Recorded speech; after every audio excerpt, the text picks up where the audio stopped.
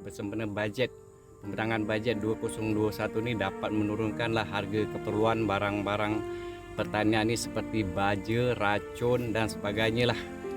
Dalam bidang pertanian ini saya rasa macam terjejas sikit lah dibandingkan dengan pengusaha yang lebih besar daripada saya.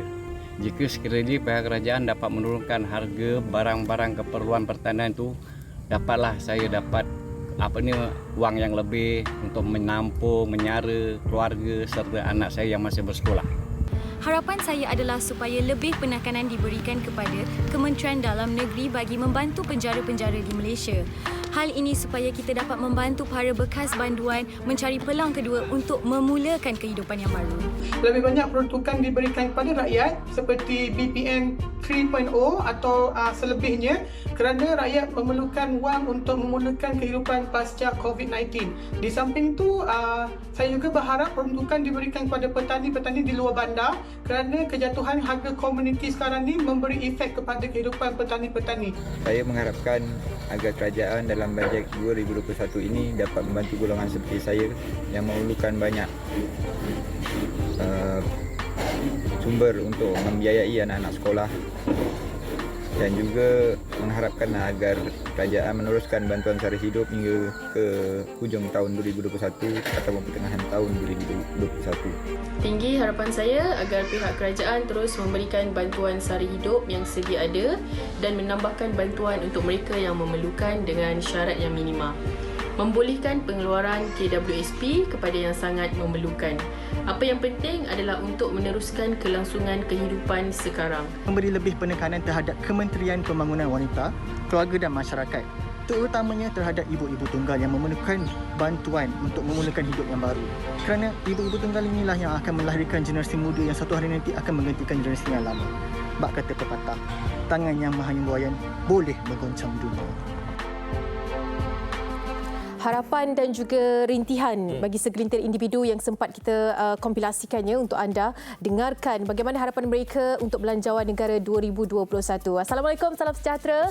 Dan selamat pagi untuk anda semua yang berada di rumah ataupun tidak kiralah di mana sahaja anda berada. Kita harapkan yang terbaik untuk anda hari ini, insya-Allah mulakan hari dengan senyuman dan juga minda yang positif. Hari ini bertemankan saya Anim Izzati dan juga saya Fazli Fuad. Alhamdulillah hari ini dapat kembali lagi bersama dengan anda pastinya di Malaysia hari ini. Terima kasih kepada anda semua. Mungkin pagi-pagi macam ni sambil-sambil anda bersarapan pagi makan nasi lemak, roti canai, lontong dan sebagainya. Di rumah ya, jangan keluar. Kalau anda berada di kawasan PKPB ataupun PKPD, duduk di rumah. Kerana apa? Kerana anda dinasihatkan untuk tidak keluar di rumah kalau tak ada keperluan. Tengok kami di Malaysia hari ini kerana banyak pengisian menarik akan kami kongsikan, dan antara fokus kita pada hari ini sudah pastinya berkenaan dengan Belanjawan 2021 yang akan dibentangkan nanti pada hari Jumaat nanti. Bila kita bercerita tentang belanjawan, MHI tidak ketinggalan untuk memberikan fokus kepada anda, dan hari ini skopnya membantu ataupun bagaimana harapan rakyat yang terjejas. Kita bercerita tentang bila rakyat yang terjejas ni banyak potensi perkara-perkara yang akan berlaku jika mereka ini tidak keluar dari belenggu kesempitan itu. Antara kes-kes yang terjadi, ada yang sampai nak jual buah pinggang nak dapatkan duit, dan juga ada yang sehinggakan pemandu ataupun pemandu penghantar makanan e-hailing yang menyuruh ataupun memaksa pelanggan membuat tempahan palsu itu bogel ataupun separuh bogel untuk ambil gambar dan ugut hingga mendapatkan duit dan sebagainya. Itu antara keadaan-keadaan yang mungkin akan berlaku jika perkara ini tidak mempunyai solusinya. Betul. Dan pagi ini bukan saja saya bersama dengan Anem, kita juga bersama dengan rahsia siapa? Okey, ini dia. Assalamualaikum, selamat pagi. Terima kasih Fazli dan juga Anem. Anem selamat kembali ke set Malaysia hari ini. Terima kasih. Baru jumpa betul, baru berjumpa selepas beberapa bulan ni. Kami sangat besar hati untuk kembali bersama dengan keluarga kita. Okey, mungkin saya nak sambung sikit apa yang dikatakan berkenaan dengan kita melakukan segala apa yang terdaya, yang termampu untuk sekurang-kurangnya, sebab ada satu fasa yang mengatakan bahawa kita ingin melakukan apa sahaja pekerjaan dalam memastikan proses survival kehidupan itu. Dan bukan sahaja kita, malah kita juga terasa, tapi saya percaya ramai sekali di luar sana yang sangat-sangat terkesan dengan penularan wabak pandemik COVID-19 ini dari sektor ekonomi, dari sudut pekerjaannya, dan ada yang terpaksa melakukan pelbagai pekerjaan yang ada. Ada juga yang melaporkan bahawa kehidupan seperti kais pagi makan pagi, kais petang makan petang itu masih lagi wujud, terutamanya dengan permasalahan sekarang. Dan itu mungkin boleh menjadi antara faktor fokus utama apa yang perlu dilakukan dari sudut pembentangan belanjawan 2021 nanti. Dan ini mungkin juga boleh menjadi, sebab sekarang saya percaya ianya akan menjadi fokus yang sangat berbeza berbanding belanjawan-belanjawan yang sebelum ini. Sebelum ini kita ingin memacu pertumbuhan ekonomi, menjamin kesejahteraan rakyat, tapi sekarang adalah lebih kepada survival rakyat itu sendiri dan survival negara untuk berdepan dengan 2021 ini nanti. Dan belanjawan kali ini betul apa yang Hanif katakan tadi, saya setuju, sebab sebelum ini mungkin berkaitan dengan belanjawan ini ada di antara kita, setengah daripada kita yang mungkin tidak ambil tahu ataupun tidak ambil endah berkaitan dengan belanjawan ini. Mungkin ada di antara kita yang rasa macam tak apalah, dah kerajaan bagi macam tu, peruntukan macam tu, tak apa, kita terima saja. Tetapi untuk 2021 nanti, belanjawan yang akan datang nanti, saya percaya jutaan, puluhan juta rakyat Malaysia sebenarnya ternanti-nantikan belanjawan itu, dan sudah pastinya ianya diberikan kepada kita sebagai rakyat. Kita ternanti-nantikan apakah fokus yang diberikan daripada kerajaan, dan saya percaya bahawa belanjawan kali ini memfokuskan kepada 3 perkara, antaranya kesihatan, itu sudah pasti, dan dari segi ekonomi pun penting juga, dan salah satu perkara yang mungkin kita tidak inginkan, situasi politik negara kita yang tidak menentu sekarang ini, itu pun harus diberi perhatian juga. Cabaran yang dihadapi oleh kerajaan sekarang ini adalah untuk mengimbangkan bagaimana untuk membantu kerajaan, membantu rakyat yang terjejas. Dalam masa yang sama, kita tidak mahu keadaan ekonomi negara ini bertambah teruk. Betul. Dan bagaimana untuk mengukuhkan dan juga mempertahankan ekonomi Malaysia sekarang ini di kala pandemik, dalam masa yang sama harus memberi perhatian membela nasib mereka yang terjejas. Jadi itu yang kita akan bincangkan. Hari ini ada sedikit perbincangan mungkin dapat kita kongsikan bersama dengan anda. Skopnya masih sama, bagaimana untuk harapan ataupun prihatin kos sara hidup rakyat yang terjejas, bersama dengan Dr. Madeline, penganalisis ekonomi. Nanti kita akan bincangkan lebih lanjut lagi tentang perkara ini. Okey, dan sambil-sambil tu jika anda seperti yang anda tahulah, minggu ni kita akan membincangkan tentang belanjawan. Kalau anda mungkin ada harapan tersendiri ingin disuarakan, boleh kongsikan bersama dengan kami di FB MHI TV3 ataupun di Instagram kami MHI TV3. Dan berkaitan belanjawan juga, yang paling sibuk sekarang ni saya percaya adalah Menteri Kewangan kita, ya, Tengku Datuk Seri Zafrul, di mana saya puji juga tindakan Datuk Seri Tengku Zafrul ini, di mana beliau sebenarnya memanggil ahli parlimen daripada pembangkang dan juga kerajaan sendiri sebenarnya untuk mengetengahkan apa pandangan, cadangan dan juga buah fikiran yang akan dikongsi bersama dengan anda semua nanti, Jumaat nanti, 6 November nanti, belanjawan yang akan dibentangkan. Dan daripada kita bercerita berkenaan dengan belanjawan, kita nak memfokuskan juga tentang COVID-19 ini. Okey.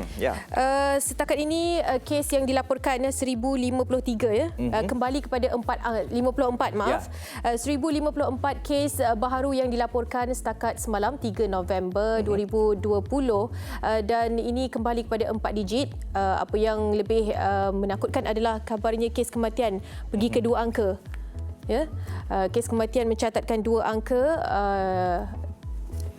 Okey. Dan ini kalau kita lihat di paparan skian sekarang ini yang telah pun discharge malam, alhamdulillah ya, 875, dan jumlah kumulatif untuk mereka yang telah pulih sepenuhnya kita perhatikan 34,393 kes. Apa yang membimbangkan kita adalah di mana tempat-tempat yang telah pun diisytiharkan sebagai PKPB, dan untuk anda yang berada di daerah Seremban Negeri Sembilan pun esok bermula untuk PKPB. Ya, dan pastinya ini adalah taburan kes mengikut negeri, dan seperti berkatakan semalam menunjukkan peningkatan kes kematian dengan 12 kes kematian semalam, dan secara kumulatifnya adalah 263 kematian, dan 12 kematian kesemuanya berlaku di Sabah, dan ini adalah kes kematian tertinggi yang dicatatkan dalam masa sehari sepanjang kita menempuh pandemik COVID-19 ini, bermula dari 18 Mac ketika PKP tempoh hari. 12 kematian adalah yang paling tinggi, dan ada beberapa kluster terbaru yang dicatatkan juga semalam, bermula dengan kluster Cergas 12 kes positif, kluster Permatang 8 kes positif, dan ini adalah kluster aktif dengan kes baharu yang masih lagi mencatatkan pertumbuhan angka dari masa ke semasa, dan lebih membimbangkan adalah berkaitan dengan penularan generasi keempat dan kelima yang dikatakan oleh pihak Kementerian Kesihatan Malaysia, yang mengatakan bahawa kes ini telah pun mula ada perkembangan generasi ke generasi. Kes indeksnya telah pun berjaya dikenal pasti, tapi kemudian apabila ada pertambahan dari sudut generasi ke generasi tersebut, itu yang mungkin boleh menjadikan bagaimana ingin mencegah dan juga mengesan mereka ini yang sangat-sangat kompleks untuk dilakukanlah. Tapi saya percaya dengan adanya proses PKPB ini, dengan adanya pengesanan kes aktif ini, akan boleh dilakukan, tetapi kita perlu memberikan kerjasama yang sangat baiklah. Sebab ada satu kes yang sebelum ni yang telah pun ditularkan di media sosial mengatakan bahawa seorang ibu ingin bersalin, tapi beliau sebelum momen nak bersalin tu memberitahu kepada petugas kesihatan mengatakan bahawa suaminya adalah kontak rapat kepada kes positif sebaik saja sebelum bersalin. Jadi dengan info sebegitu yang ringkas begitu berjaya menyelamatkan ibu dan juga bapa kepada bayi tersebut yang baru saja dilahirkan. Mereka ni positif. Jadi petugas kesihatan juga mengambil langkah berjaga-jaga dengan sangat pantas, memakai PPE, melakukan segala proses sanitasi dengan cepat. Bayangkan jika info tersebut tidak diberitahu oleh ibu yang ingin bersalin tersebut, kemungkinan satu departmen tu boleh ditutup. Itu menurut laporan yang diberikan, yang saya baru saja baca sebentar tadilah. Info itu penting. Betul, untuk itu yang pentingnya, dan kita tidak ada rahsia lah ya. Dan kadang-kadang ada di antara kita yang mungkin rasa macam malu, segan dan sebagainya. Kalau kita ni berada di kawasan persekitaran yang berada kontak rapat dan sebagainya, dan kalau boleh itu kita bagi tahulah kalau kita mempunyai kontak rapat bersama dengan orang-orang yang positif COVID-19 ini. Dan yang paling penting sekarang ini kita ada aplikasi MySejahtera. Kalau boleh itu kalau kita ke mana-mana sahaja, jangan lupa untuk anda buat scan ya di mana-mana saja anda pergi. MySejahtera itu penting untuk kehidupan seharian. Jangan kata tak ada lagi lah kan. Untuk masa sekarang ni setiap individu rakyat Malaysia mesti dah ada ya aplikasi MySejahtera. Okey, kita teruskan dengan perkongsian di akhbar harian, Harian Metro, Berita Harian dan juga di sana NST. Okey, dan kita nak mulakan sudah pastinya dengan berita harian, dan seperti mana yang kita bagi tahu di awalnya tadi, fokus kita kepada belanjawan 2021 nanti. Ini dia yang dipaparkan di halaman utama berita harian. Menteri Kewangan Tengku Datuk Seri Zafrul Tengku Abdul Aziz memberi bayangan belanjawan 2021 yang dibentangkan Jumaat nanti akan menyediakan peruntukan kewangan keseluruhan lebih besar demi menyelamatkan rakyat dan ekonomi negara yang terjejas susulan krisis yang dicetuskan pandemik COVID-19 ini. Ada pelbagai cadangan, pelbagai idea yang telah pun diberikan bukan sahaja daripada peringkat ahli parlimen, malahan daripada rakyat pun sama. Dan antara yang banyak sekali yang telah pun diberitahu idea-idenya adalah berkaitan dengan KWSP ini. Ada pandangan di mana mereka inginkan pengeluaran akaun satu ya, KWSP sebanyak RM10,000, dan itu yang dipaparkan di berita harian pada hari ini. Dan perlu untuk saya kongsikan juga ya berkaitan dengan belanjawan 2021 yang bakal dibentangkan nanti. Kita recap kembali lah ya. Untuk belanjawan 2019 kerajaan telah pun memperuntukkan RM314.5 bilion. Untuk tahun 2020 RM297 bilion, dan untuk tahun ini kita tak tahulah berapa peruntukan yang diberikan, tetapi sedakah kita bahawa kerajaan kita di bawah kepimpinan Tampuk Tan Sri Muhyiddin Yassin sebenarnya telah pun membelanjakan RM250 bilion dalam pakej kita prihatin, dan juga tambahan RM10 bilion. Itu belum lagi belanjawan ya. Dan sudah pastinya kita lihat dekat sini kerajaan sekarang ini banyak memberikan pertolongan kepada rakyat-rakyat ya, dan ada juga segelintir pada rakyat ini yang mungkin tidak berterima kasih kepada kerajaan. Maksudnya dekat sini kerajaan dah bagi pertolongan itu, tetapi kita gunakan wang itu dengan cara apa? Itu yang paling penting kita nak tahu. Ada juga yang membelanjakan wang itu untuk membayar pembiayaan rumah sewa, kenderaan dan sebagainya. Tetapi ada yang menggunakan wang itu untuk saluran lain. Contohnya, waktu tempoh hari saya difahamkan duit itu digunakan untuk bercuti dan sebagainya. Itu kita tak mahukan. Apa yang paling penting, kerajaan bagi anda duit, pertolongan itu kita harus gunakan sebaik mungkin untuk kita meneruskan kelangsungan hidup kita. Okey, baik. Kita akan bincangkan lagi tentang perkara ini. Seteruskan dengan Harian Metro. Ini kabar yang kurang menarik. Halaman 4, pertanyaan Adib Hood. Ini berkaitan dengan 3 beranak maut trailer dipandu terbabas langgar tiang elektrik. Dalam sekelip mata sahaja dah tiada. Mereka sekeluarga sempat makan tengah hari bersama-sama. Itu apa yang dikatakan oleh Norma Khalid, 66 tahun, ibu mentua pemandu trailer yang maut bersama 2 anak lelakinya dalam kemalangan trailer membawa muatan simen di kilometer 10 Jalan Malim Nawar, Kota Baru di sini. Dan siasatan awal mendapati kemalangan berlaku ketika trailer mangsa dari arah Kota Baru menghala ke Malim Nawar. Sampai di tempat kejadian, trailer itu dipercayai terbabas di lorong kiri dan melanggar tiang elektrik serta besi penghadang kiri jalan. Kita ucapkan salam takziah kepada keluarga mangsa meninggalkan anak kecil, dan juga kita harapkan agar seluruh keluarga kuat menjalani dugaan ini. Ialah di kala pandemik ini mungkin pemandu trailer arwahnya ini merupakan salah seorang yang memberi ataupun menyumbang kepada punca pendapatan keluarga. Pastinya kehilangan yang cukup besar. Kita harapkan yang terbaik insya-Allah. Okey. Itu di Harian Metro. Mungkin kita boleh teruskan dengan NST. Ya, Dengan NST bersama Miswan. dengan saya di sini dan di muka hadapannya saya percaya di ketiga-tiga akhbar adalah berkaitan dengan fokus terhadap bajet ataupun belanjawan 2020 ini, dan dipaparkan muka hadapan adalah beberapa elemen penting yang mungkin akan dibentangkan oleh Menteri Kewangan kita nanti, Tengku Datuk Seri Zafrul Tunku Abdul Aziz, mengatakan ada priority on preserving life and livelihood, more spending and borrowing to grow the economy, EPF Account 1 withdrawal considered baru saja dipertimbangkan. Tapi fokus dan pilihan penerbit adalah di halaman ke-12 berkaitan dengan pencemaran air. 61 premises charged over water pollution from January to September 30. The authorities have charged 61 premises for offence related to water pollution and scheduled waste management from January to September 30. This is according to Environment and Water Minister Datuk Seri Tuan Ibrahim Tuan Man. The premise owners were fined 1.49 million ringgit Malaysia each. He said the Department of Environment, DOE, had conducted 17,445 inspections on various premises between January 1st and September 30 under the Environmental Quality Act 1974, dan ini adalah salah satu perkembangan ataupun report yang diberikan berkaitan dengan sebab saban hari setiap bulan rasanya ada saja krisis air yang berlaku, dan pastinya ini mungkin boleh membuka mata kita. 61 premises telah pun diberikan kompaun ataupun saman terhadap permasalahan ini. Okey, saya teruskan di utusan Malaysia. Ya, silakan. Perkembangannya. So, yang saya di sini adalah berkaitan dengan kerajaan Malaysia sambut baik Arab Saudi benar umrah jemaah asing. Alhamdulillah. Dan ini satu perkembangan yang sangat positif kerana keputusan kerajaan Arab Saudi yang memberi kebenaran kepada jemaah luar negara mengerjakan ibadah umrah selama 10 hari. Peranggaan tersebut dikeluarkan melalui satu kenyataan bersama di sini oleh Pejabat Menteri Jabatan Perdana Menteri Hal Ehwal Agama dan Kementerian Luar Negeri. Kedua-dua menterinya, Datuk Dr. Zulkifli Muhammad Al-Bakri dan Datuk Seri Syamuddin Tun Hussein, menegaskan kerajaan masih lagi terus memantau situasi kes COVID-19. Di pihak Malaysia, kerajaan akan bekerjasama rapat dalam usaha memastikan umat Islam di Malaysia turut dapat mengerjakan umrah di Tanah Suci. Jadi perkembangan yang sangat baik ini pastinya melegakan kita kerana kita pun telah melihat tentang bagaimana proses umrah telah pun mula dibuka berperingkat oleh kerajaan Arab Saudi, dan ada juga gambar-gambar, video-video yang telah pun dimuat naik berkaitan dengan ibadah umrah ini. Jadi mungkin kita sama-sama mendoakan agar sekurang-kurangnya kita mampu untuk menjadi tetamu di Tanah Suci itu nanti.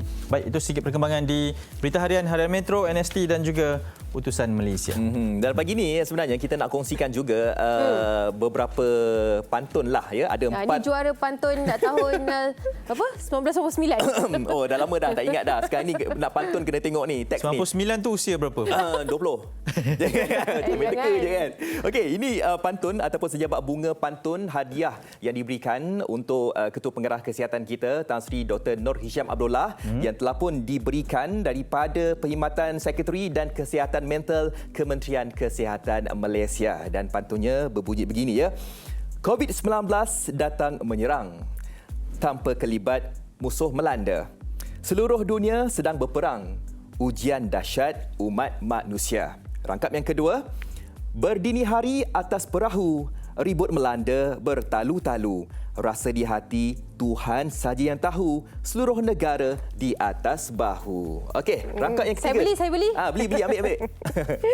Okey, antaranya di sini, dari mercu turun di perdu. Tiap saat langkah berhemat. Tan Sri memacu, kami dipandu. Demi rakyat terus berkhidmat. Satu lagi, mungkin Hanif Miswan? Ya, izinkan saya untuk membeli juga. Silakan. Hanif. Tapi saya perlukan muzik. Okey, teng. Okey, itu dia. Di balik mendung serata bumi, ada cahaya, ada mentari. Doa di pohon daripada kami.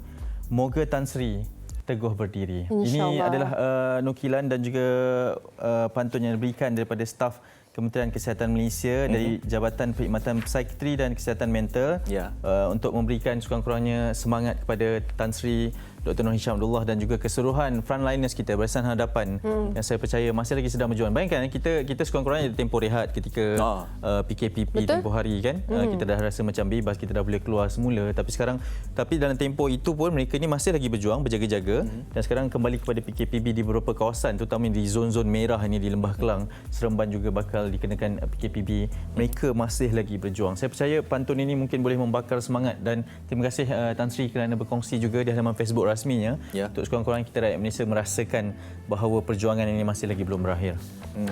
Teruskan berjuang. InsyaAllah dari sini kita hanya titipkan doa dan juga semangat apa yang kita boleh lakukan. Rakyat Malaysia terus patuh SOP. Betul. Itu sahaja sebenarnya sebagai tanda terima kasih kepada Barisan Hadapan yang telah menjaga kita selama ini. Ya, tak perlulah kita nak buat pantun dan sebagainya. Cukup sekadar kita duduk kat rumah. Okeylah, tapi patuh pantun ni SOP. hadiah lah. Hadiah lah kan kepada Tan Sri. Baik, kita ingin berhenti bereaksi kita. Sekembalinya nanti kita akan memfokuskan tentang Belanjawan 2021 segalanya pastinya di Malaysia hari ini.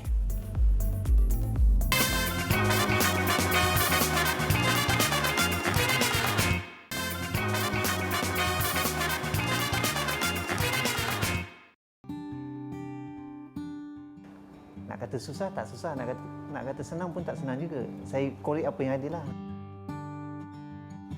Baru-baru ini UNICEF Malaysia melaporkan dalam laporannya iaitu Families on the Edge bahawa lebih 68% isi rumah yang tinggal di projek perumahan rakyat PPR di Kuala Lumpur ini tidak mempunyai sebarang simpanan kewangan. Jadi saya kini berada di PPR Lembah Subang 2 untuk mendalami kisah antara individu yang terkesan dalam golongan ini.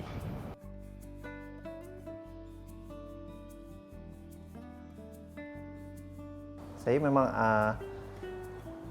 belajar sampai tingkatan 6. Selepas tingkatan 6 tu saya mengambil kursus refleksologi dan urutan badan. Dan selepas tu saya terus berkhidmat di Nuri Refleksologi Terapi lah. Saya bekerja di sana 10 tahun. Semasa sebelum PKP tu memang awal-awal tu memang ramai customer lah. Tapi bila dah awak kata pandemik ni melanda, customer memang berkurangan lah. Disebabkan masalah pandemik kan, COVID-19 melanda negara kita ni, macam mana agaknya situasi? Saya rasa mungkin agak berbeza daripada sebelum ni. Bagaimana Azhar rasakan situasi ketika pandemik ni? Macam saya sebagai jururut ni, untuk buat masa sekarang ni saya gila-gila lah. Maksudnya hari ni kerja, esok tak kerja, cuti macam tu lah. Sebab kedai tak boleh nak semua kerja sekaligus. Sekarang PKP ni kan kena jaga jarak kan. Untuk saya pendapatan komisen. Jadi kalau tak ada customer memang tak ada lah. Cuma mengharap bantuan-bantuan daripada NGO bagi ke ataupun individu-individu bagi Jabatan Kebajikan Masyarakat. Susah tu memang terasa juga. Cuma mungkin kalau saya rasa susah, mungkin ada yang lagi rasa susah. Ada juga yang cakap pendapatan terganggu kan. Jadi macam nak beli susu anak, nak beli pampers apa semua. Jadi macam tak ada duit nak beli kan. Kat kawasan PPR Lembah Subang 2 ni boleh saya katakan dia murah rezekinya. Ada ketua yang cari bantuan-bantuan kat luar sana untuk salurkan kepada yang memerlukan kat sini lah. Khususnya golongan OKU penglihatan. Macam Azhar sendiri, macam dari segi simpanan, Azhar ada simpanan sendiri ke atau berjimat ke atau bagaimana? Nak komen pun susah lah sebenarnya. Saya tak salahkan kalau tak ada saving ke apa kan, tapi pada saya kena ada simpanan lah. Kita kena amalkan menabung kan. Jadi apabila berlakunya satu-satu musibah contohnya macam pandemik ni kan, jadi kita ada simpanan. Saya harap untuk Belanjawan 2021 ni pihak kerajaan dapat fokus kepada isi rumah orang kurang upaya dan golongan B40 supaya kehidupan mereka dapat lebih baik daripada yang sebelum-sebelum ni lah.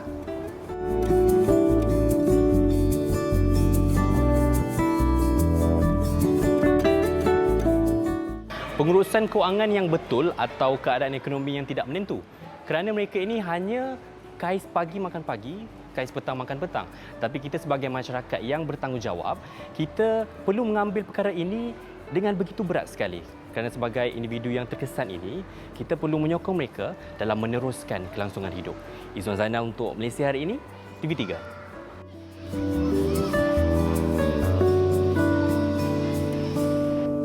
Okey, itu dia antara perkongsian Azhar, 32 tahun ya. Seorang juru urut yang telah pun mempunyai pengalaman selama 10 tahun. Kita bercerita tentang individu yang tidak ada saving. 68% seperti yang dikabarkan Izzuan tadi, yang tinggal ataupun duduk di PPRT itu tidak ada langsung simpanan. Okey. Bukan sahaja itu, semakin lama macam tadi kita sempat berbual dengan Hanif, kita yang ada simpanan ni pun simpanan semakin lama semakin menipis. Apatah lagi yang mungkin kais pagi makan pagi tidak ada langsung peruntukan untuk simpanan itu. Ya, ini waktu yang sangat mencabar, sangat berbeza dan pastinya sangat mengujilah kepada semua golongan, saya percaya. Dan ini mungkin yang menjadi intipati utama terhadap perbincangan berkaitan dengan belanjawan 2021 yang bakal dibentangkan pada Jumaat ini. Isnin telah kita beri fokus kepada pendidikan. Semalam kita beri fokus kepada industri kecil dan sederhana. Hari ini kita ingin beri fokus kepada kos sara hidup rakyat. Untuk itu kita bersama dengan Dr. Madeline Berma, penganalisis ekonomi yang bersama dengan kita di video call pada pagi ini. Hello doktor. Hello. Apa khabar? Ya. Baik. Sihat. Doktor, terima kasih kerana sudi bersama kami. Mungkin sebagai pengenalannya doktor, belanjawan 21. Tadi pun kita dah tontonkan tentang kepayahan rakyat yang berada pada ketika ini. Dan ini menurut Tengku Datuk Seri Zafrul, ini adalah belanjawan the most important budget kepada rakyat Malaysia. Jadi adakah fokus utamanya lebih kepada ingin membantu rakyat ataupun kelangsungan Malaysia untuk menjana ekonomi supaya kita ni terus survival sebagai sebuah negara, doktor? Pandangan doktor, silakan.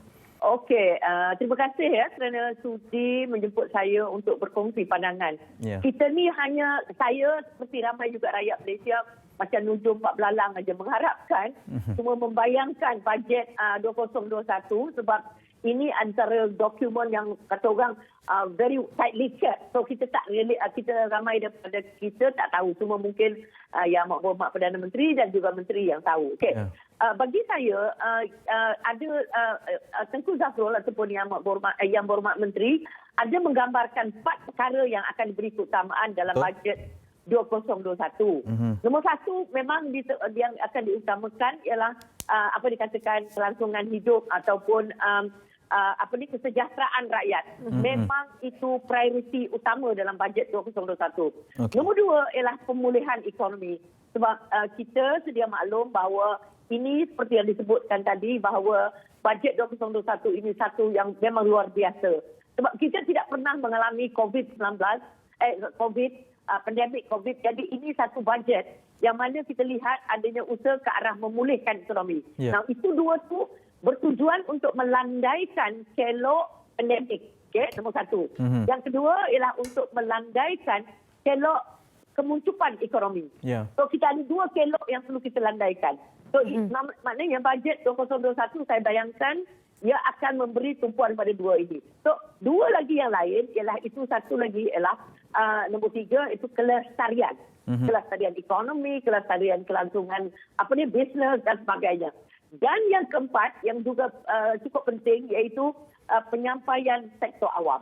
So bagi saya ini memang ada digambarkan oleh Yang Berhormat Menteri, tapi rakyat mempunyai keutamaan lain juga. Okey, itu sebagai permulaan. Okey, dan kita bercerita tentang bagaimana pula keadaan kerajaan sendiri, sebab sebelum ni kita dah menghadapi keadaan pandemik di mana banyak bantuan telah pun diberikan yang berbelanja berbilion ringgit untuk membantu rakyat yang terjejas juga. Tapi kita mahu teruskan dengan belanjawan 2021 yang mana sejauh mana kerajaan kita mampu bertahan untuk memastikan segalanya dapat diselesaikan, rakyat dapat terbela nasibnya dan ekonomi kerajaan juga, ekonomi Malaysia juga dapat dijaga. Betul Ini satu dilema atau satu keseimbangan yang perlu dicapai. Okey, dalam ekonomi dia mudah je. Ekonomi ni dia kata kita perlu ada cukup wang lah. Mesti kita sebagai individu, saya tak bayangkan negara. So bagaimana wang itu terhasil? Kita contoh wang yang ada perlu datang daripada hasil daripada perbelanjaan dan permintaan kita itu kena seimbang. Tapi dalam keadaan semasa kita lihat ini yang orang ekonomi gelar sebagai defisit fiskal, iaitu perbelanjaan besar melebihi perbelanjaan melebihi apa yang duit yang ada ataupun apa yang kita kata hasil melebihi apa yang akan dibelanjakan. Hasil ini datangnya daripada 2 sumber yang besar. Satu pelaburan dan satu cukai. Pelaburan tu maksudnya ataupun ekspor kita. So jadi maknanya pelaburan kita sekarang kita memang menghadapi masalah daripada pelaburan luar. Tetapi kita masih ada pelabur-pelabur dalam negara kita. So ini sangat penting pelaburan dalam negara. Jadi di situ sumber pendapatan. Yang kedua, nilai ekspor kita. Kita tahu bahawa nilai ekspor kita sudah berkurangan khususnya daripada gas dan minyak sebab kita tahu bagaimana hasil Petronas sudah berkurangan. So di situ memang ada sedikit pengurangan, tetapi nilai komoditi kita seperti kelapa sawit dan sebagainya masih lagi boleh dipertahankan dan masih lagi mendapatkan hasil ekspor. Yang ketiga, yang selalu di situ orang rakyat Malaysia ada kejut bila dengar cukai. Maknanya sumber satu lagi ialah cukai. Jadi sekarang kerajaan terpaksa mengimbangi dari ketiga-tiga ini untuk memastikan hasil mencukupi untuk memastikan perbelanjaan bajet 2021 itu dapat dipenuhi. Tapi memang perbelanjaan akan melebihi pendapatan kita. Ya, boleh saya katakan. Doktor, 2019 bajetnya adalah 314 bilion. 2020 297 bilion. 2021 dah ada pelbagai inisiatif yang telah diberikan, prihatin PKS, tambahan penjana dan juga bantuan prihatin nasional. Jumlah fizikal langsungnya adalah sebanyak 55 bilion pada ketika ini. Saiz belanjawan untuk 2021 ini dengan krisis yang berlaku, dengan juga cadangan mengatakan bahawa saiz belanjawan perlu lebih besar dengan masalah yang ada pada ketika ini. Apa yang boleh kita jangkakan berkenaan dengan saiz belanjawan 2021 ini? Dah ada bantuan prihatin penjana semua itu, tambahan dengan belanjawan yang akan dibentangkan pada Jumaat ini. Adakah akan lebih besar berbanding saiz-saiz sebelum ini, Doktor? Ya, saya sebagai seorang yang telah mengkaji bajet bertahun-tahun, memang bajet sebelum ini saya rasa macam biasa je membangun infrastruktur, pemulihan ekonomi. Tetapi ini yang luar biasanya. Ini yang bagi saya ini satu cabaran besar bagi amat berhormat menteri, di mana perlu mempertahankan satu bajet.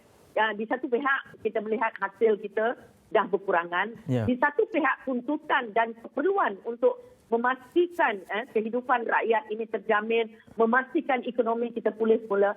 Saya menjangkakan bajet yang besar juga. Walaupun ada orang mengatakan, ini mungkin nanti bajet yang bersifat politik. Saya tidak melihat itu lebih kepada politik. Saya lebih melihat bahawa kerajaan sangat-sangat perlu untuk melandaikan kelok pandemik ini dan juga memulihkan ekonomi. Jadi maknanya bajet yang akan diperuntukkan itu akan lebih besar bagi saya lah.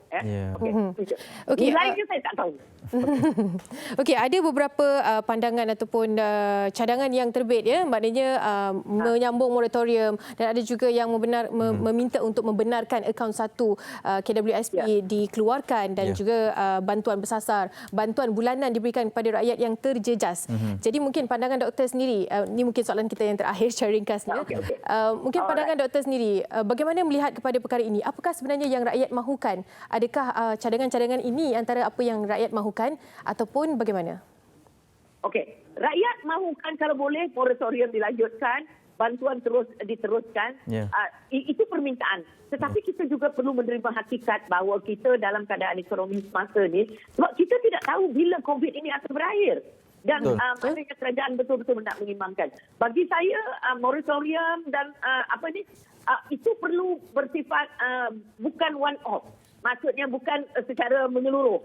Maknanya berdasarkan keperluan individu itu. Jadi maknanya bukan lagi mesti kerajaan meneruskan.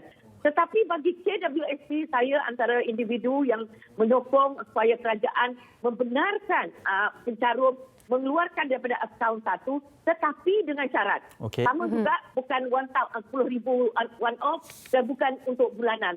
Dia mesti bergantung kepada kedudukan keuangan atau pencarum berikut keperluan. B40 ke bawah bagi saya memang perlu diberi pertimbangan. M40 pun boleh diberi pertimbangan.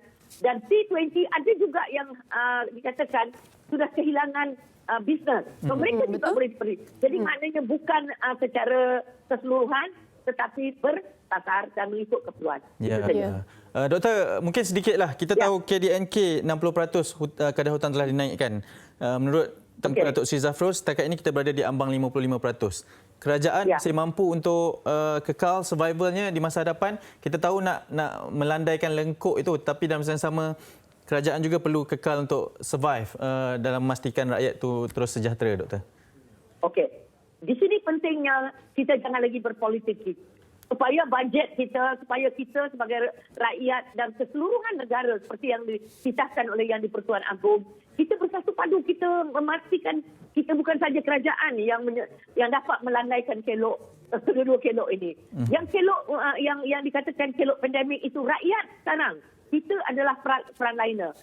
Kelok ekonomi kita penting, tetapi kerajaan juga penting, sektor swasta juga penting, NGO juga penting. Jadi perlu ada gabungan antara kita semua. So dia bukan tanggungjawab kerajaan semata-mata. Bagi saya ini adalah tanggungjawab kita bersama sebagai rakyat Malaysia. Ya. Okey, terima kasih banyak-banyak Dr. Madeline. Banyak yang dikongsikan dan kita ucapkan yang terbaik juga. Jaga diri. Ya, okay, terima kasih kerana bersama dengan MSI. Okey. Doakan untuk Sabah. Betul. Amin, insya-Allah. Okey, Dr. Madeline Burma, penganalisis ekonomi yang bersama dengan kita, banyak yang kita dapat kongsikan dan banyak yang dapat kita cover untuk kos sara hidup rakyat yang mana menjadi salah satu perkara prihatin belanjawan negara 2021. Bagaimana pula rakyat? Kita bercerita tentang kerajaan ingin memberikan bantuan kepada rakyat. Bagaimana pula rakyat ingin menggunakan bantuan ini sebagai solusi untuk keluar daripada kesempitan hidup. Bukan untuk masih lagi menjalankan norma kehidupan yang lama, masih makan di luar, masih lagi pergi bercuti, masih lagi membelanjakan duit itu kepada yang bukan-bukan ataupun yang tidak perlu. Dan kita perlu harus fikirkan tentang itu pula. Okey? Baik. Saya kira dua faktor utama adalah kelangsungan hidup rakyat dan juga pemulihan ekonomi. Itu mungkin menjadi fokus kepada belanjawan 2021 itu, dan pastinya bukan sahaja kita tapi semua keseluruhan rakyat Malaysia akan sangat menantikan pembentangan bajet 2021 pada Jumaat ini. Okey, kita ingin berhenti rehat seketika. Selepas ni Fazli ada perkongsian yang menarik di Malaysia hari ini. Apa itu disinfeksi? Disinfeksi merupakan tindakan pembersihan permukaan yang tercemar dengan kuman menggunakan bahan disinfeksi komersial yang mengandungi 70% alkohol, cecair peluntur yang mengandungi 5% kepekatan sodium hypochlorite atau sabun pencuci. Permukaan yang kerap disentuh dan perlu dilakukan disinfeksi adalah tombol atau pemegang pintu, susur tangga, sinki, kepala paip, suis lampu, pemegang flash tandas, meja, butang lift, kerusi dan sofa. Alatan yang perlu disediakan termasuklah mop, baldi, kain lap, bahan disinfeksi komersial, air, botol penyembur, sarung tangan getah, penutup hidung dan mulut dan penyedut habuk. Terdapat pelbagai jenis bahan disinfeksi komersial dan penggunaannya adalah berpandukan kepada label pada botol. Contohnya, sukatan untuk cecair peluntur adalah 1 liter cecair peluntur ditambah dengan 9 liter air. Persediaan perlindungan diri sebelum memulakan disinfeksi. Cuci tangan dengan air dan sabun, pakai sarung tangan getah dan pakai penutup mulut dan hidung. Disinfeksi boleh dilakukan secara lap, mop atau semburan. Disinfeksi secara lap dan mop dilakukan dengan cara pergerakan sehala.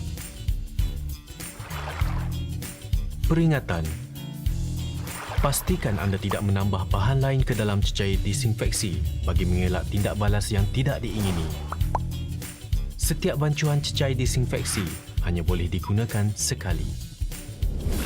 Cuci tangan sebelum dan selepas melakukan disinfeksi. Buka tingkap untuk aliran udara selepas melakukan disinfeksi.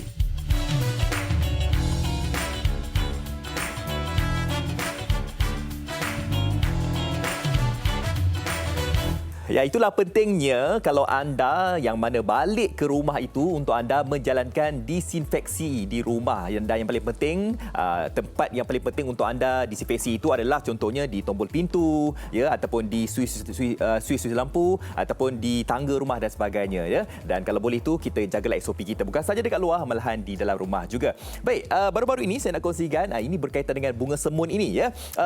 Baru-baru ini 3 murid dari Sekolah Kebahasaan Puchong Indah Selangor berjaya mencipta satu inovasi modul yang dipanggil sebagai Bunga Semun, ya, untuk menguasai bacaan asas bahasa Arab dan juga Al-Quran dengan penerapan teknologi digital. Dan kalau anda nak tahu bahawa Bunga Semun ini adalah satu inovasi teknologi digital untuk kita menguasai huruf hijaiyah berbaris. Mestikah anda ingat huruf hijaiyah berbaris ni kita ada fathah, kasrah, domah, ya. Contohnya a, i, u, ba, bi, bu, ta, ti, tu dan sebagainya. Baik, antara orang yang bertanggungjawab untuk mewujudkan inovasi Bunga Semun ini adalah Ustaz Nur Azman Ahmad Syafri yang telah pun berada di talian video sekarang ini. Assalamualaikum Ustaz. Ya, waalaikumsalam Cik Fazli.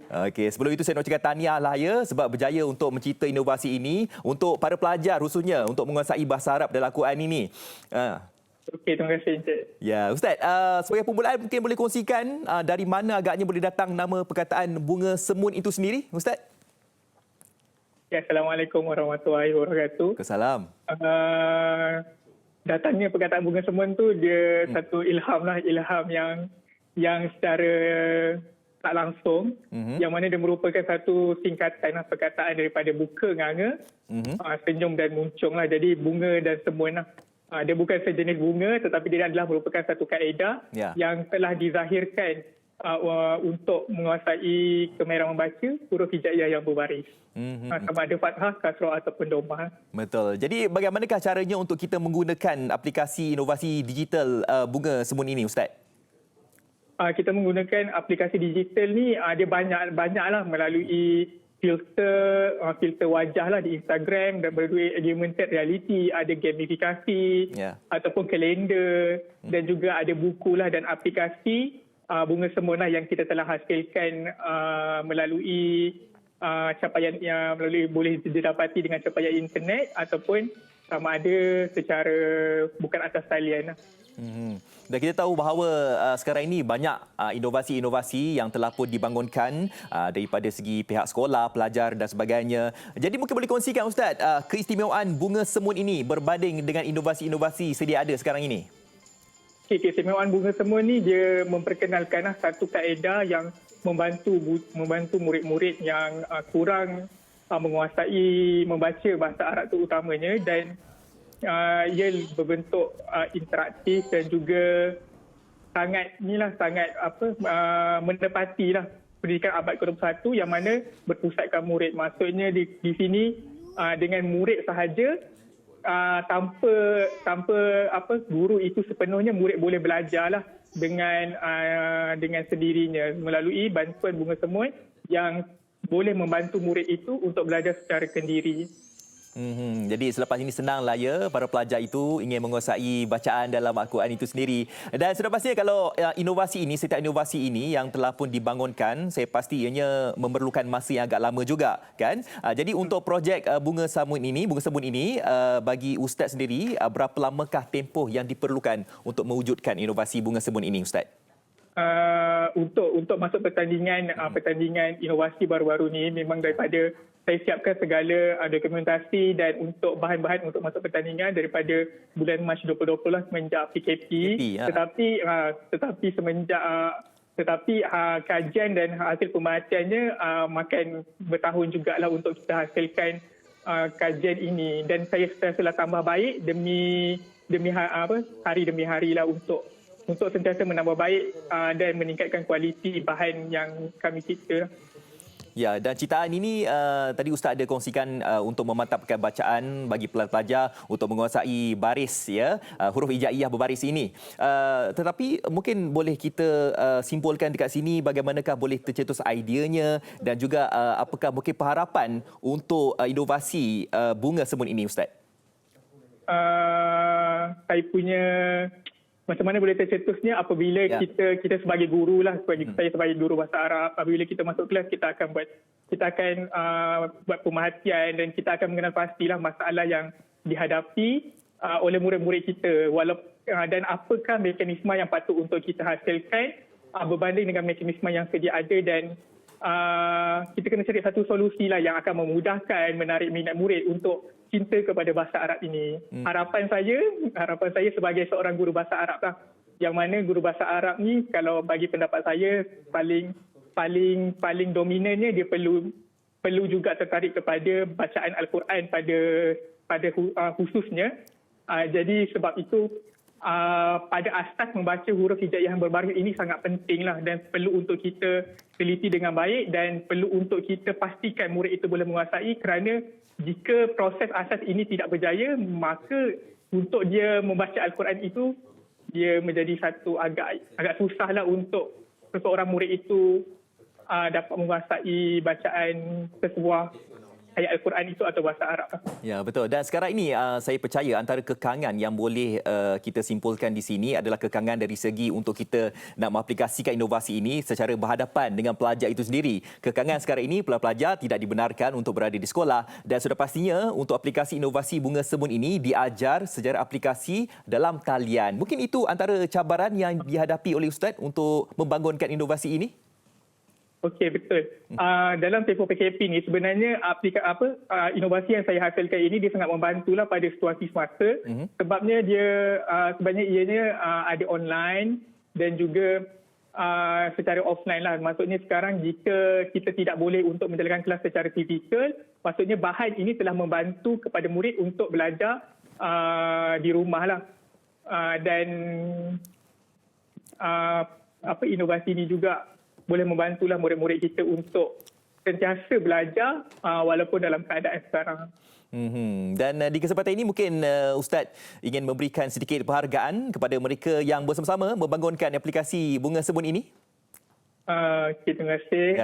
Saya ingin mengucapkan ribuan terima kasih kepada pihak penganjur yang membuka ruang kepada saya dan anak-anak murid saya untuk melalui pertandingan ini, iaitu daripada Bahagian Pendidikan Islam, Universiti Pendidikan Sultan Idris dan juga Universiti Patani Thailand, dan juga kepada ibu bapa saya, kepada warga sekolah, guru besar dan rakan-rakan sekerja saya di Sekolah Kebangsaan Pucuk Indah, dan juga sesiapa sahaja yang terlibat dalam menjayakan inovasi inilah, termasuklah di pihak JPN Negeri Selangor dan juga PPD Petaling Perdana lah yang banyak, dan juga sesiapa sahaja yang terlibat sepanjang proses untuk saya menjayakan inovasi ini. Saya mengucapkan sangat ribuan terima kasih dan insya-Allah sama-sama kita mempertabatkan bahasa Arab demi anak-anak murid kita. InsyaAllah. Dan saya pun ambil kesempatan nak ucapkan terima kasih kepada Ustaz ya sebab ada idea untuk membangunkan inovasi digital ini. Terima kasih Ustaz di atas segala perhatian yang diberikan. Baik, terima kasih. Itu dia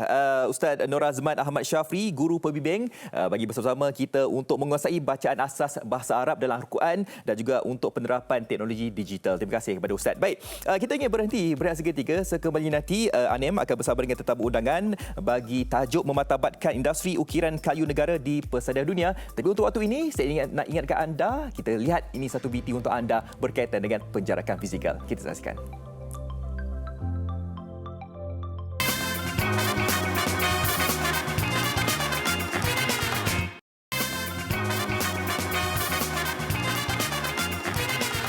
Baiklah, terima kasih kepada anda yang masih lagi bersama dengan kami di MHI pada hari ini untuk siaran hari Rabu. Okey, kepada anda semua mungkin boleh ikuti kami di FB MHI TV3 ataupun Instagram MHI TV3 untuk ikuti perkembangan semasa MHI. Okey, seterusnya perkongsian pada hari ini kita ingin bercerita tentang memartabatkan seni ukiran kayu di pesada dunia. Semakin lama semakin menjadi perhatian. Kita tahu kalau di Malaysia ini ukiran kayu memberi inspirasi kepada mereka yang ingin berkarya, terutama sekali mereka yang berada di luar negara di mana permintaan ataupun pemerhatian semakin lama semakin meningkat diberikan di pesada dunia. Itu yang menjadikan bagaimana kita membincangkan tentang memartabatkan seni ukiran kayu negara ini. Okey, saya perkenalkan tetamu istimewa kami di studio, Tuan Muhammad Khairuddin Muhammad Rani, Ketua Pengarah Lembaga Perindustrian Kayu Malaysia MTIB. Terima kasih Tuan bersama dengan kami. Sihat ya? Alhamdulillah sihat. Sihat. Okey, kita bercerita tentang memartabatkan industri seni ukiran kayu yang mana setiap ukiran itu, setiap penghasilan itu ataupun kita boleh katakan khazanah negara, harta negara ini menjadi perhatian di pesada dunia. Mungkin apakah yang ingin diinterpretasikan bila bercerita tentang semakin lama semakin mendapat perhatian? Okay, terima kasih. Assalamualaikum warahmatullahi wabarakatuh dan selamat pagi ya. So industri ukiran ni adalah begitu sinonim dengan masyarakat Melayu kita lah. Dan apabila kita definisikan ukiran ni adalah satu kerja craft, kerja craft tangan yang dihasilkan subjek dia kayu. Okey. Jadi dengan itu ia dikenali dan dinamakan sebagai ukiran kayu. Dan apabila cerita pada kayu ni, itu yang berkaitan dengan MTIB tu. Saya berasal daripada bekerja di Lembaga Pendestrian Kayu Malaysia. Dan kita di bawah Kementerian Perusahaan Perdagangan dan Komuniti. Dan itu satu agensi kerajaan, badan kanun yang menyelia pembangunan industri perkayuan. Dan seni ukiran adalah merupakan satu industri yang mana kita memberi tumpuan yang hebat untuk kita bangunkan industri ini. Kerana ia merupakan satu warisan turun-temurun yang telah diwarisi oleh kebanyakan masyarakat Melayu kita lah.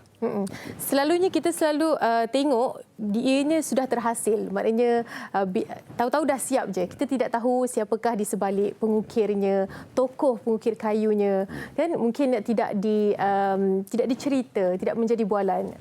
Apa pendapat Tuan? Ya, kita harus berbangga apa yang telah dianugerahkan oleh Allah SWT, iaitu dibarisi oleh kumpulan pengukir-pengukir tersohor di kalangan masyarakat kita. Kita ambil contoh, kita ada pengukir-pengukir yang mungkin mereka telah meninggalkan kita, tetapi hasil kerja mereka, hasil seni mereka masih dapat kita tatap sehingga kali inilah. Contohnya seperti Arwahyagham Latif Long, Abdul Rahman bin Long, Nik Rashidin, Nik Husin, dan Tengku Ibrahim dan sebagainya. Mereka ni telah lama pergi, tetapi warisan mereka masih ada lagi dan dapat kita tetapi hingga ke hari inilah. Dan buat masa ini kita ada pengukir-pengukir baru, lapisan-lapisan baru daripada anak-anak mereka ni yang ni, iaitu seperti contohnya kita ada Cik Salizan bin Abdul Rahman, kita ada Nur Haiza, Nordin dan juga kita ada Cik Muhaimin dan sebagainya. Dan rata-rata kita ada lebih kurang 500 pengukir di negara ini sekarang. 500 pengukir, tapi yang aktif, yang ada kilang dan sebagainya, yang bergiat cegas dalam perniagaan boleh dianggarkan lebih kurang 42 pengukir lah. Dan dari segi tumpuan pengukir ini, kita boleh katakan mereka ini banyaknya tertumpu di pantai timur lah. Di negeri-negeri di Kelantan, di Pahang dan juga di Terengganu. Dan Besut merupakan hub kepada industri ukiran kita. Kebanyakan pengukir kita ini banyak berasal daripada Besut. Maknanya hub tu adalah ramai dalam kalangan pengukir itu memang tinggal di sana. Memang berasal di sana. Yang arwah-arwah yang kita dah sebutkan tadi itu, mereka kebanyakannya ada di sana. Tetapi di pantai barat pula ada juga di negeri-negeri seperti di Perak. Dan ada juga ya? Ada dia juga di Kelantan. Dan saya nak mengatakan kalau di Perak tu, di Kuala Kangsar ada. Oh, di Kuala Kangsar ada. Ini orang Kuala Kangsar ke? Saya orang Kuala kan. Itulah nak ngabur kan. Salah seorang pengukir kayu jugalah ni ya? Saya antara yang bukan ni, tapi kalau di kampung saya dulu ramai yang mengukir. Tapi di Kuala Kangsar tu dia menumpukan kepada ukiran-ukiran seperti mengeluarkan kerja barang-barang kraft. Iaitu hulu keris, sarung keris, hulu parang dan sebagainya. Dan banyak di Kuala Kangsar. Dia kalau setiap negeri, betulkan saya kalau saya silap, maknanya setiap negeri ni dia ada ciri-ciri ukiran kayu yang berbeza. Kan kita dapat tengok, maknanya ini dari pantai timur, ini dari pantai barat. Mungkin itu adalah antara keunikannya. Ya, dia ada motif-motif tersendiri. Bergantung kepada pengukir itu sendiri. Dan contohnya kita ada motif awan darat. Kita ada motif bunga bakawali dan daun-daun dan sebagainya. Dan dia bergantung kepada seni kreativiti dan nukilan pengukir-pengukir itu sendiri. Bagaimana dengan keadaan industri kayu dan mungkinlah ada sedikit sebanyak yang ingin diperlukan bantuan untuk memastikan industri kayu ini masih lagi bergerak aktif, masih lagi diceritakan dalam kalangan pengukir ataupun pengkarya luar negara. So industri kayu itu dari segi sumbangan industri kayu secara keseluruhannya kita merupakan pengeksport lebih kurang 22 bilion setahun lah. Dan industri kayu ini adalah satu industri yang masih lagi kecil sumbangannya kepada industri perkayuan negara. Dan dari segi pasaran tempatan lebih kurang dalam 18 bilion. So industri perkayuan negara ini menyumbang lebih kurang dalam 40 bilion setahun lah. Dan dia satu industri yang besar. Yang disediakan di bawah MTIB dan di bawah kementerian kita lah, Kementerian Perusahaan Perdagangan dan Komoditi. Dan bagi industri ukiran ini kita nampak ianya banyak lagi program yang perlu kita laksanakan dan langkah-langkah yang perlu kita bangunkan untuk kita memertabatkan industri ukiran ini di pasar dunia lah. Dan dalam usaha itu langkah yang telah diambil oleh MTIB, kita telah menyediakan satu pelan strategik pembangunan industri ukiran negara yang bagi tahun 2021 hingga ke 2030, dan dijangka draft perancangan peran strategi ini akan siap pada hujung tahun inilah. Okey. Mungkin untuk pengakhirnya, apakah harapan daripada Tuan Khairuddin sendiri untuk industri kayu yang mana ini merupakan salah satu, orang kata dah 34 tahun ya dalam bidang kayu ini. Untuk Tuan Khairuddin sendiri, tahun depan nak pencet ya. Lagi setahun saja untuk berkhidmat dalam industri kayu MTIB ini. Apakah harapan Tuan Khairuddin sendiri? Kita menampak bahawa industri ukiran ini mempunyai potensi yang besar untuk kita bangunkan. Dan kita perlu, apa usaha yang perlu kita tingkatkan lagi adalah usaha promosi dan pasaran.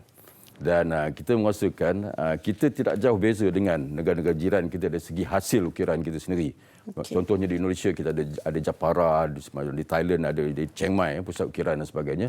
Tetapi di negara kita ni hasil ukiran kita kualitinya tinggi. Dan kita ada motif tersendiri dan boleh kita pasarkan di luar negara lah.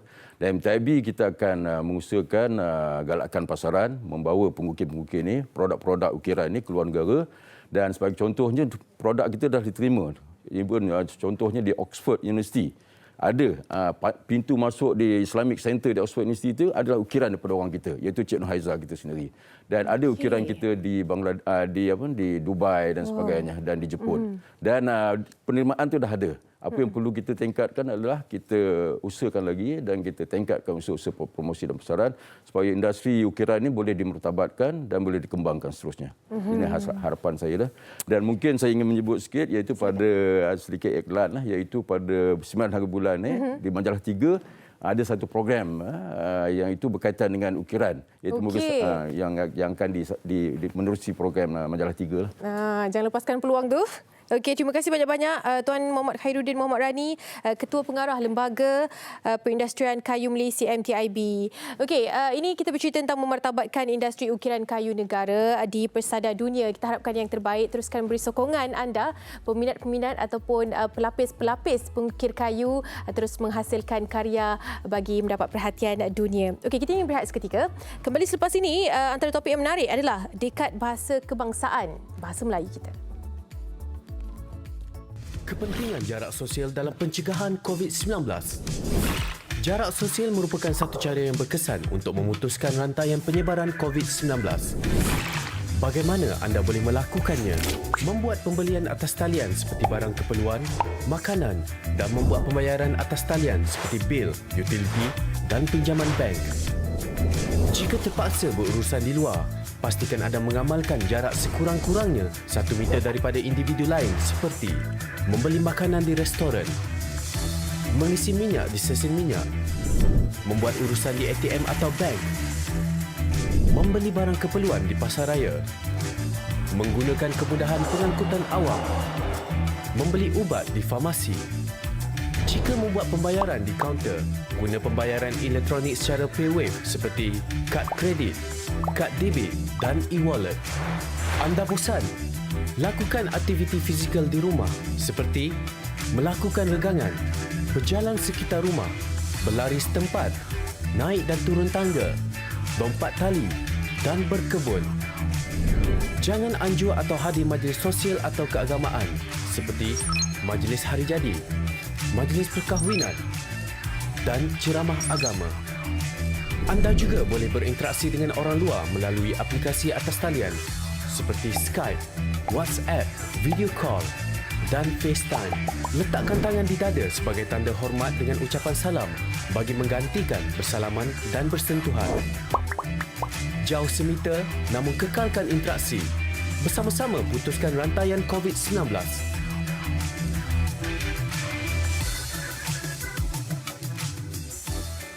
Ya, itu dia pesanan khidmat masyarakat yang dibawakan untuk anda semua supaya ingatkan anda untuk menjaga penjarakan fizikal anda. Ya, tak ada keperluan, diharapkan anda tidak keluar ke rumah anda. Baik, kalau tadi Anim dah kongsikan tentang memartabatkan seni ukiran negara, kali ini saya nak kongsikan tentang memartabatkan bahasa kebangsaan, bahasa Melayu ya.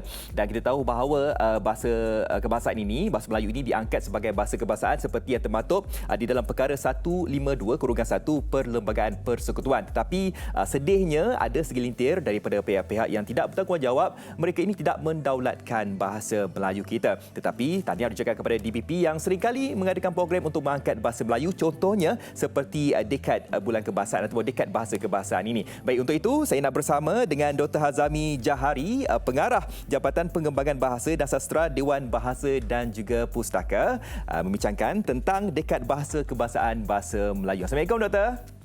Waalaikumsalam warahmatullahi wabarakatuh. Selamat pagi semua. Ya, selamat pagi. Baik, Doktor, mungkin boleh kongsikan tentang Dekad Bahasa Kebangsaan Bahasa Melayu ini yang dimartabatkan bagi pemahaman Doktor sendiri. Silakan. Okey, terima kasih. Sebenarnya Dekad Bahasa Kebangsaan ataupun kita sebut DBK ini merupakan satu pelan strategik pemerkasaan bahasa kebangsaan selama 10 tahun bermula dari tahun 2021 sehingga 2030.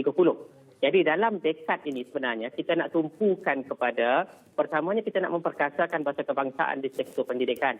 Dan yang keduanya ialah kita nak memperkasakan bahasa kebangsaan sektor perkhidmatan awam, juga kepada sektor swasta, kalangan masyarakat dan juga kepada sektor kerajaan tempatan juga.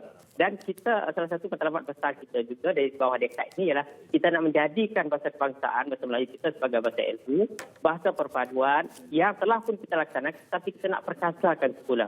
Dan yang seterusnya kita nak mengantarabangsakan bahasa Melayu juga. Jadi kita punya misi dan visi untuk menjadikan bahasa Melayu ini setidak-tidaknya oleh kerana penuturnya antara penutur yang kelima teramai di dunia, kita nak jadikan dalam tempoh 10 tahun ini bahasa Melayu ini sebagai antara bahasa utama yang dituturkan di dunia. Paling tidak pun di peringkat serantau dan kalau boleh peringkat bangsa-bangsa persatu sekalipun. Jadi pendekatan kita ialah kita nak memperkasakan. Maknanya selama ini kita telah usahakan banyak kegiatan, banyak program, tetapi kita nak tingkatkan lagi. Terutamanya dalam kalangan pelajar kita yang kita katakan sebenarnya tidak ada statistik menunjukkan bahawa sebahagian pelajar kita tidak menguasai sepenuhnya bahasa kebangsaan. Jadi dalam dekad ini kita nak pastikan bahawa penguasaan bahasa kebangsaan dalam kalangan pelajar kita, baik di peringkat ICT maupun peringkat sekolah menengah itu dapat dipertingkatkan. Dan akhirnya ialah kita nak menimbulkan kesedaran kepada seluruh masyarakat kita, termasuk kalangan swasta yang pada sekarang ini agak sukar untuk memertabatkan bahasa kebangsaan disebabkan oleh mereka semacam tidak ada kepentingan ataupun tidak ada kecintaan kepada bahasa.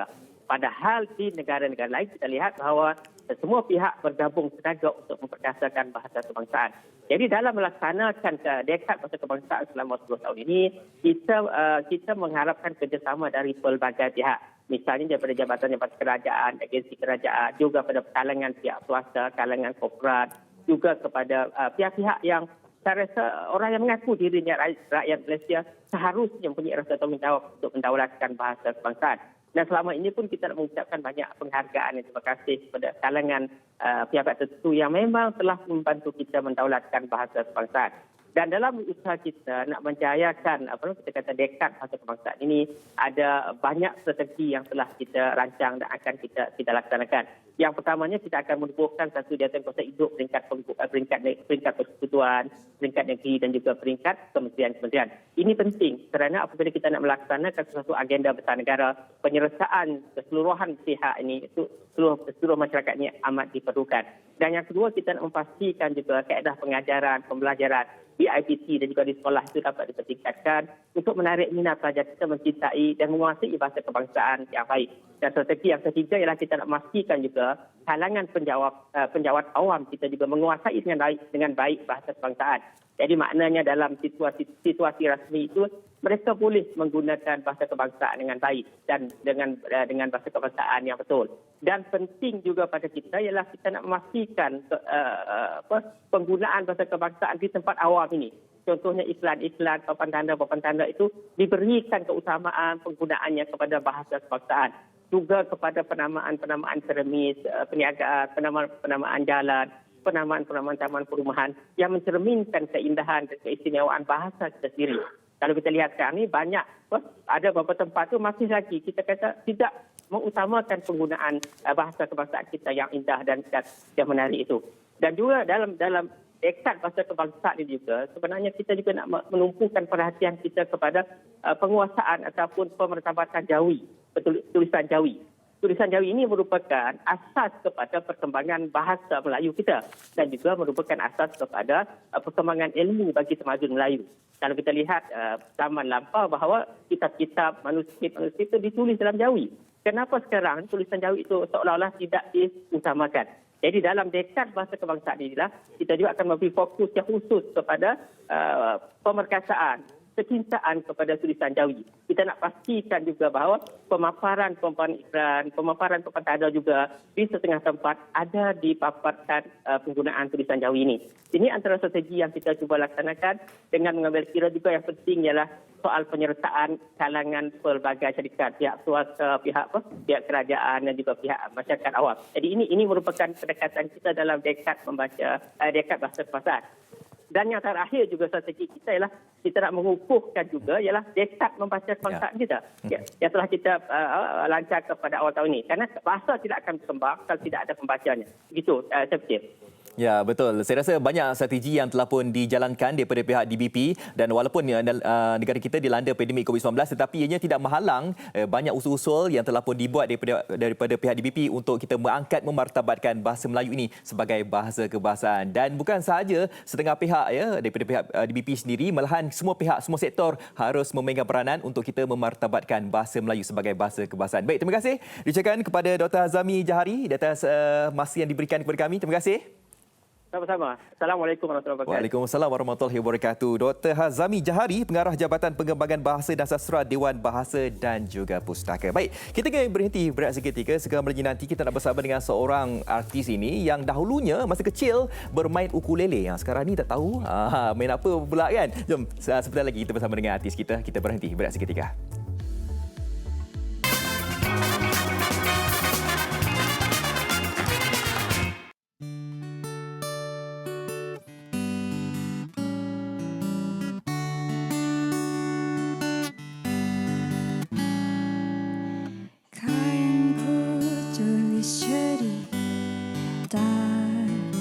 Tentang rasa ini dengan kata-kata dan nada-nada tersusun indah untuk seorang yang begitu berharga, sempurna bagiku.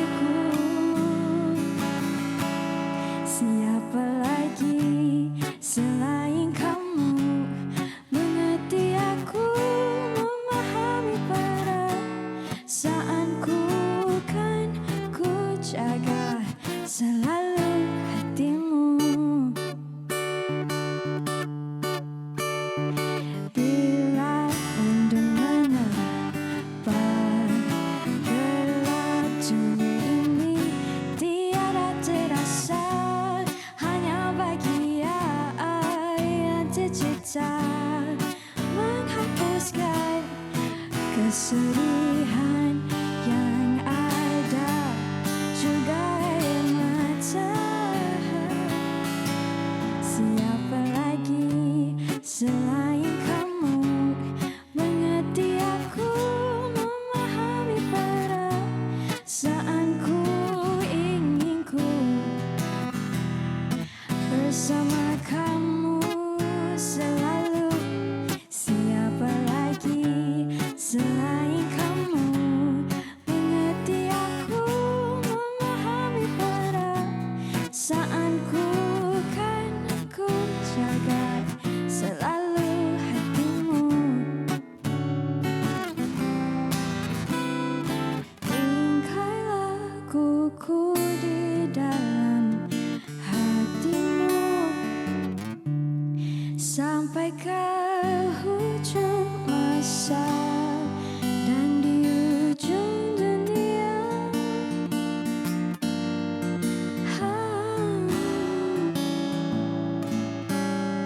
Cuma ada kamu. Siapa lagi selain kamu mengerti aku, memahami perasaanku, ingin ku bersama kamu selalu. Siapa lagi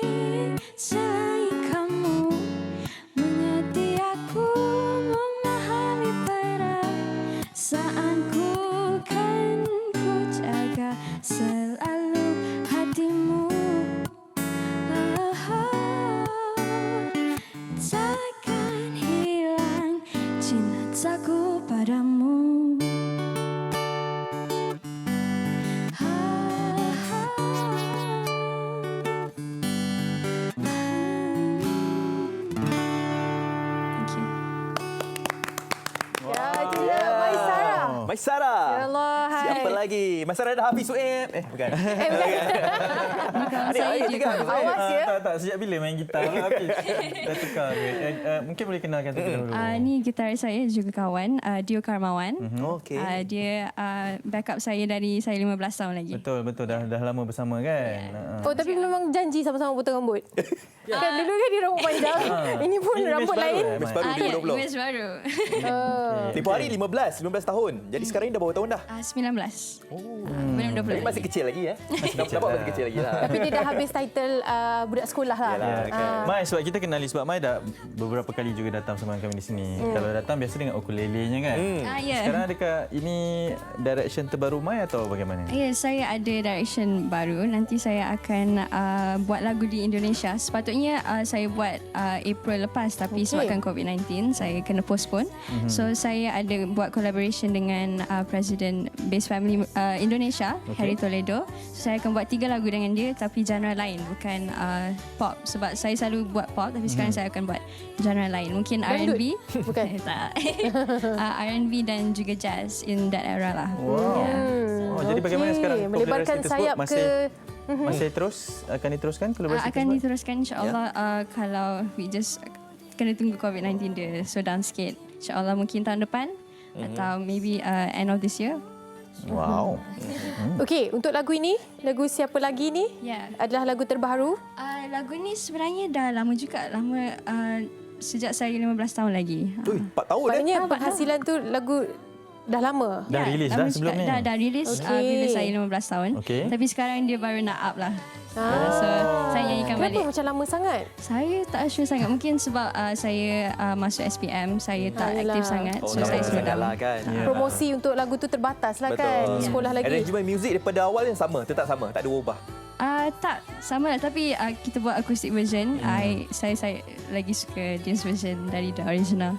Last jumpa dia Jom Heboh 2018. Kan ada perform live kan? Yes. Masa rambut panjang lagi. Ni rambut pendek lah kan? Rambut pendek ni nampaklah kematangan dia. Kemudian kita berjumpa di sekolah juga kan? Ya, 2 tahun lepas. Tapi macam branding dia ni dengan ukulele tau. Kan Maisara bersama dengan ukulele. Macam sekarang ni tidak ada lagi Maisara bersama dengan ukulele tu. Adakah persepsi peminat Maisara pun sama macam saya, macam alah mana Maisara ukulele? Kita nak ukulele. Ke macam mana? Kalau saya main ukulele tu, saya selalu fikir macam saya budak-budak lagi. Tapi as I get older, saya tukar. Saya dari main ukulele, saya main gitar. Lepas sekarang saya ada electric guitar juga. So saya macam level up lah macam tu. Dah ada level lah. Jadi lepas ni dah tak perlukan Dio lah. Perlukan saya ajar dia. Ya, dia ajar saya. Okey, jadi kadang-kadang benda tu macam signature kita lah kan. Sebab kita kenal orang tu ukulele. Tapi itulah kita Maisara kata tadi macam yalah kita nak ada peningkatan lah kan. Level up lah ni. Level up lah kan. Welcome to Jumanji. Tapi dia kadang-kadang kalau nak level up untuk yang baru-baru dalam industri ni, mereka suka untuk masuk rancangan reality kan, untuk kembalikan semula nama macam Maisara. Mungkin ada pandangan tersendiri untuk perkara tu? Kalau saya ada peluang untuk masuk rancangan reality TV, mungkin saya akan. Tapi saya dari dulu saya fikir saya memang ada style sendiri dan saya tak suka bandingkan diri saya dengan orang lain. Dan saya memang I stay true to myself. So saya tak nak ada competition dengan orang lain. Sebab I don't feel like it should be a competition. That's how I feel lah. Ini seni lah ya bagi Mai. Okey Mai, sebab sekarang dah dulu ialah bersekolah 15 tahun kan, kemudian SPM kena low down sikit. Sekarang dah 19 tahun ni dah mungkin dah boleh terus tapi masih lagi belajar kan? Ya, saya belajar lagi. Sekarang saya belajar di Malaysian Institute of Art. Saya belajar fine arts, seni lukis. Saya memang minat dari kecil, so saya spread my wings into that direction as well lah. So saya buat dua lah, saya nyanyi dan saya lukis. Melukis? Ya, lukis, painting. Maksudnya boleh lukis muka kami bertiga? Boleh. InsyaAllah boleh. Lepas kita tempah lah ya.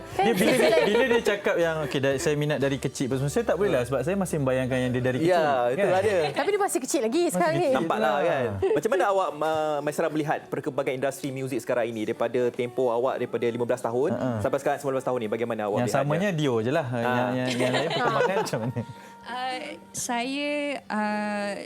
Saya tengok perkembangan dalam segi genre. So lagu saya yang dulu saya pernah ada lagu Osi Kaca dan siapa lagi, saya memang fikir itu memang genre untuk teenager. Tapi bila I get older, I want to change genres also. So saya lagi suka mungkin R&B, jazz, mungkin saya suka indie. So saya akan tengok lagi lah. Still the process. Sebagai seorang penyanyi ni, dia punya lagu tu cerita hidup dia sebenarnya kan. Nampak bergerak dia. Okey, semoga berjaya. Ya. Saya nak tunggu nanti umur dah 20-21, apa genre yang dia akan bawakan pulang. Dulu jawab pun 5 patah perkataan. Kan dah 20 patah. Tahniah ya. All the best kedua-duanya. Ya. Semoga terus. Lepas ni ada satu lagi. Ya, okey. Okay, kita pun dah di penhujung siaran. Betul. Esok kita masih lagi tentang belanjawan negara. Cuma kita ingin menyentuh tentang sektor pelancongan. Antara sektor yang cukup terjejas di kala pandemik ni.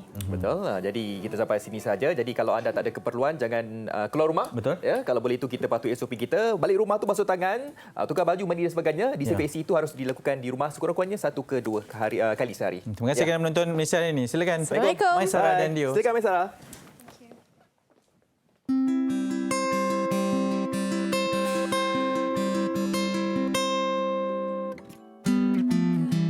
Pagi tadi aku masih menangis.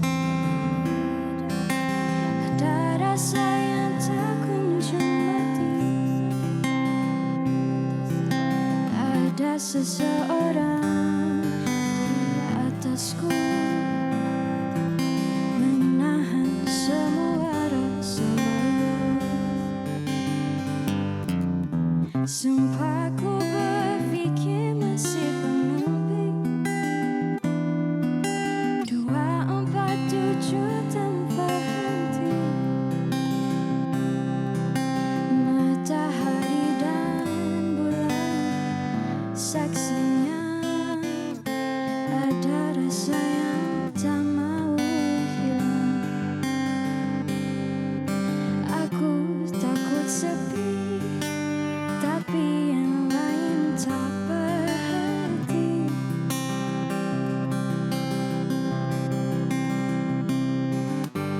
Katanya mimpiku kan terwujud. Mereka lupa tentang mimpi buruk, tentang kata maaf sayang. Aku harus pergi.